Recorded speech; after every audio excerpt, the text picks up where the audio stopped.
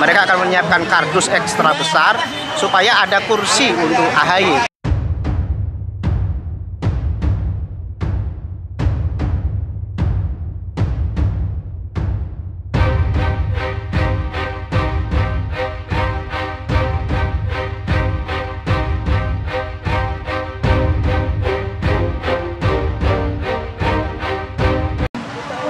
Setelah Anies Baswedan dideklarasikan oleh Surya Paloh sebagai capresnya Nasdem dan sekarang Anies itu disibukkan dengan mencari cawapres entah AHY atau dari Aher dari PKS kan gitu.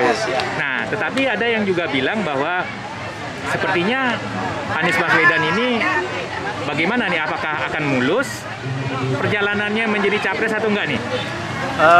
Saya pikir agak berat ya kalau membicarakan Anies Baswedan. Pertama, koalisi yang dia bentuk ini bukan koalisi sehati. PKS ini kelompok yang berbeda ya, bahkan dulu mungkin berseberangan dengan Nasdem, katakanlah begitu ya. Kalau PKS konservatif, Nasdem nasionalis. Tapi hari ini mereka berkumpul dalam satu rumah dan antara Demokrat dengan PKS itu sama-sama punya keinginan untuk mencawapreskan kadernya. Meskipun kehendak paling kuat sebenarnya Demokrat, karena kalau Demokrat tidak maju dia akan jadi partai gulung, maka dia akan berjuang habis-habisan. Saya menyebut bahasa kardus misalnya, mereka akan menyiapkan kardus ekstra besar supaya ada kursi untuk AHY. Tapi PKS juga nggak bodoh ya, karena kalau PKS tidak ikut masuk ke dalam percaturan politik ini, misalnya sebagai cawapres, mereka juga akan kehilangan momentum gitu. Karena 10 tahun ini sama nasib PKS dengan Demokrat.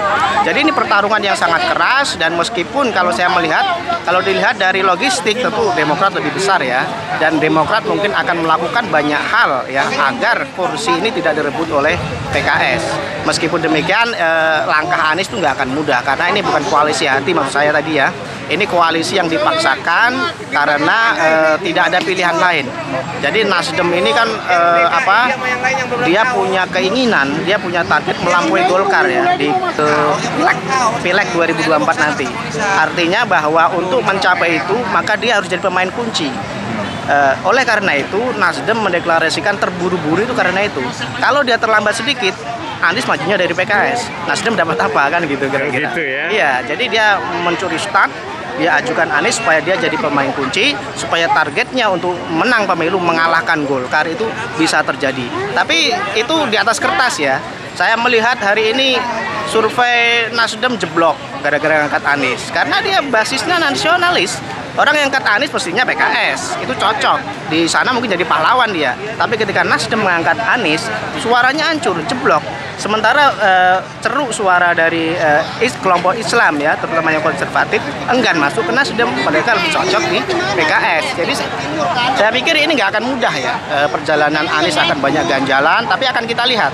Karena pertaruhan Nasdem sudah terlanjur berdarah-darah ya, entah dia juga ikut modal seperti Demokrat, saya tidak tahu, tapi ini akan menjadi jalan yang tidak mudah bagi Anies.